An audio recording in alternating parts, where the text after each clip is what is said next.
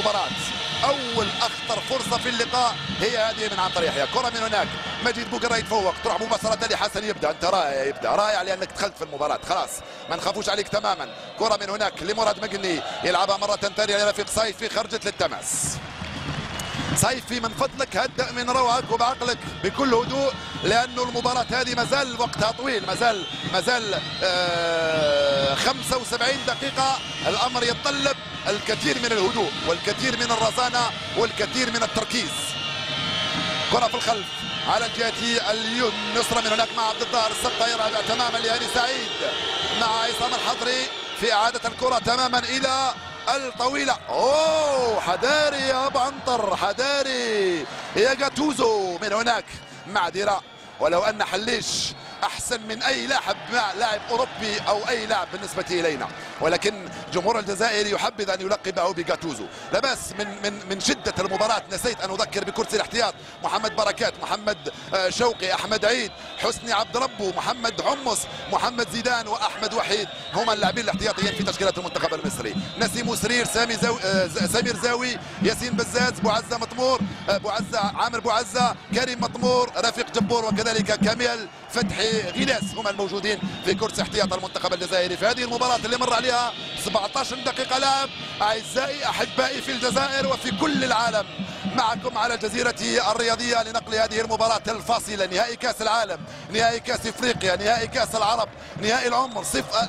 يمكن أن تصفوه كيفما شئتم، ولكن في نهاية المطاف هي مباراة في كرة القدم. الفائز بها سيتحدد بعد ساعة ونصف، بعد ساعتين، بعد أكثر من ذلك. المهم أنه سيتحدد الفائز اليوم والمؤهل. صعبة صعبة صعبة صعبة صعبة صعبة صعبة، بعيدة من سيد معوض او من عماد متعب مع ديرا. من هناك على الجهه ثقيل عماد متعب ثقيل وعمر زكي ثقيل. يعني من المفروض انه دفاع المنتخب الجزائري يكون مرتاح الليله حتى بثلاث مدافعين فقط. فالوسط مع حليش، لو قلت لكم بان حليش مدافع نادي ماديرا ناسيونال البرتغالي عمره 23 سنة يلعب مباراته التاسعة الآن فقط مع المنتخب الجزائري، وكأنه يلعب من زمان مع التشكيلة الجزائرية. كرة تروح مباشرة للتماس، تكافؤ كبير في اللعب، ولكن أخطر فرصة كانت للجزائريين ضيعها عنتر يحيى منذ لحظات. اللعب يتواصل، تبقى المباراة دائما متعادلة، تبقى الأعصاب مشدودة والأنظار معلقة، وأنا مرتاح جدا لأنني أعلق، لأن لو كنت أشاهد المباراة سأكون قلق جدا، ولكن ما دمت أعلق فأنا أقول ما تقولونه في قرارة أنفسكم وأيضا مع بعضكم البعض. غزال يغطي كرته كما ينبغي، يستفيد من خطأ. نعم سيدي الحكم، التدخل أحمد فتحي يرتكب خطأ لصالح عبد القادر غزال. كريم زياني يرجع تماما للخلف لمنصوري، يلعبها مع حسن يبدأ، بجنبه بجنبه نادير بالحاج، يفضل المراوغة. رائع يا بالحاج يا نادير عندما تقرر ان تكون رائعا. في الوسط حسن يبدا من هناك على الجهه اليمنى، عوده اللاعبين المصريين الى منطقتهم.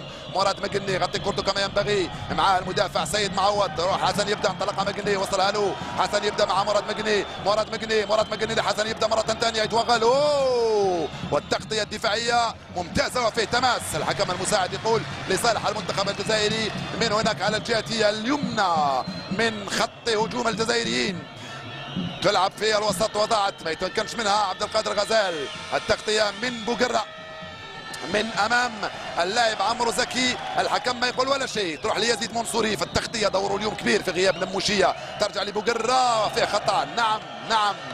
نعم مجيد بوقرة يستفيد من خطأ. لا بأس ولا بد أن أعيد وأكرر وأجدد التحية والتقدير لأبطال الجزائر على عودتهم وعلى صبرهم وعلى رجولتهم وعلى ما قدموه من أفراح للجزائريين طيلة هذه السنة. على مدى 6 أشهر جعلوا الجزائر تعيش جوا آخرا وتعيش أجواء أخرى. ممتازة في خطأ. يا غزال غزال اليوم من المفروض يغير اسمه، يصبح ثور وليس غزال، لأنه مطلوب منه اليوم أن يكون ثورا وسط دفاع المنتخب المصري المتكون من وائل جمعة، هاني سعيد وعبد الظاهر السقا، الثلاثي اللي يلعب في وسط دفاع المنتخب المصري. كرة من عبد القادر غزال، كان فيه دفع شافوا حكم المباراة الرائع لحد الآن. كرة طويلة من هناك مجيد بوقرة يتمكن من التفوق بهذه الكرة، تروح مباشرة لمراد مقني، مراد مقني بجنبه حسن يبدا يوصلها لرفيق صيفي، يغطي كورته كمان يا رفيق يا رفيق لنادير بالحاج، انطلق نادير بالحاج، يزيد في السرعة يلحق عليها نادير، هاي نادير وابتزا لا في خطأ. نعم في خطأ غير متعمد، لا غير متعمد عصام الحضري، وفي خطأ لصالحه. نعم خطأ منطقي والحكم يمنح البطاقة الصفراء. لا يا غزال، يا غزال بطاقة صفراء ثانية. لا بأس ولا بد يا غزال أن تهدئ من روعك يعني.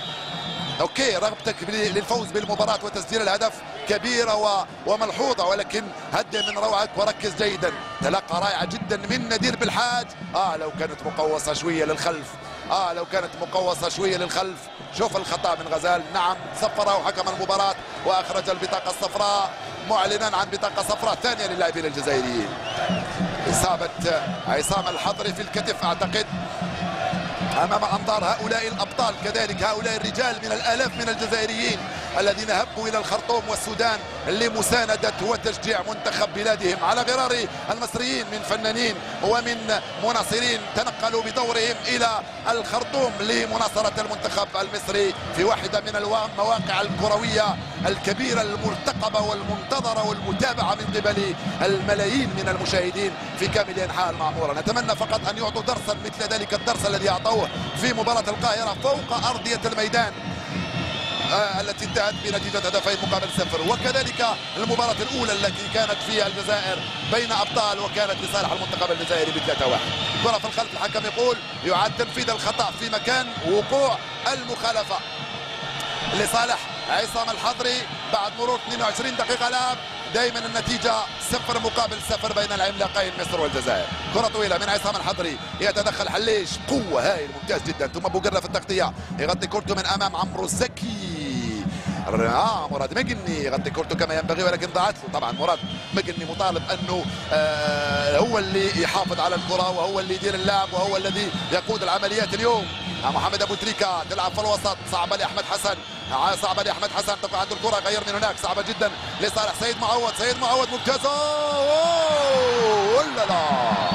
للركنية. نعم أراد أن يتركها تخرج يزيد منصوري، ولكنها لمست صدره وخرجت للركنية. معلش يا يزيد وركنية. المراقبة يجب أن تكون لصيقة على كل لاعب يا غزال. أنت عدت لمساعدة رفقائك محمد أبو تريكة. هيلة ممتازة من حليش ينقذ الموقف. سيد معوض براسه، الدفاع مرة أخرى يخرجها بعقلك، هدأ من روعك، قد تصاب بحركة مثل هذه، قد تصاب. يجب أن تهدئوا من روعتكم. اللاعبين الجزائريين تقريبا اكزيتي كثيرا، يعني الإثارة موجودة عندهم. مباريات مثل هذه تتطلب الكثير من الرزانة. ترجع لوائل جمعة على الجهة اليمنى، اللاعبين الجزائريين منظمين في الخلف، في الوسط تروح لأحمد محمدي يلعبها بامتياز، ترجع له مرة أخرى محمد محمدي. هاي صعبة لا صعبة علينا وليس على حليش، صعبة على البقية وليس على حليش. من على التماس الكرة توصل لمحمدي، يلعبها مع أحمد حسن، يوصلها مع عمرو زكي، يغطي كرته كما ينبغي. عمرو زكي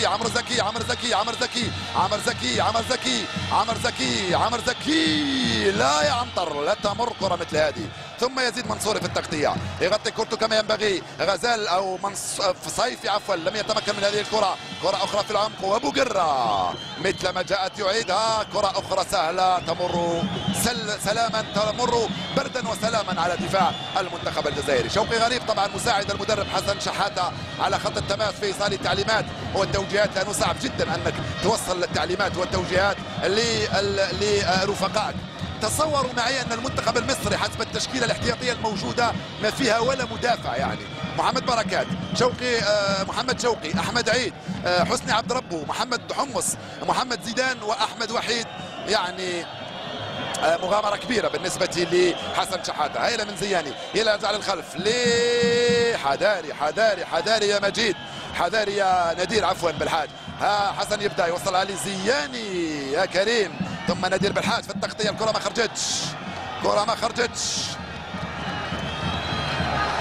هو الان للتماس لصالح المنتخب الجزائري، التماس لصالح المنتخب الجزائري. المعركة على الجهة اليمنى من خط هجوم المنتخب المصري، اليسرى لدفاع الجزائري. يعرفون بأن بالحاج يصعد كثيرا، يعتمدون على أحمد محمدي. منصور يجب أن يكون في التغطية، وكذلك عن طريق يحدى. يحيى لا يجب أن يفوت أي كرة أو أي لقطة. حكم صفر خطأ أو تماس لصالح المنتخب المصري، لا لصالح المنتخب الجزائري، هو لصالح المدافع نادر بالحاج. خلاها له عن طريق يحيى.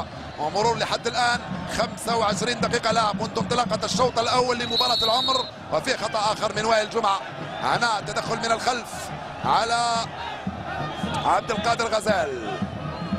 لاعبين الجزائري يطلبون البطاقة، نعم يوجه له البطاقة الصفراء، نعم يوجه له البطاقة الصفراء، نعم. لا لا لا لا للاحتكاك، لا لا لا لا للاحتكاك، من فضلكم جميعا لا للاحتكاك، لأنكم ستثيرون الجمهور، ولأنكم أيضا قد يلعب أي نادي أي منتخب بناقصا من لاعب. تدخل كان من لم يمنحه البطاقة الصفراء على هذه الخطأ، ولكن على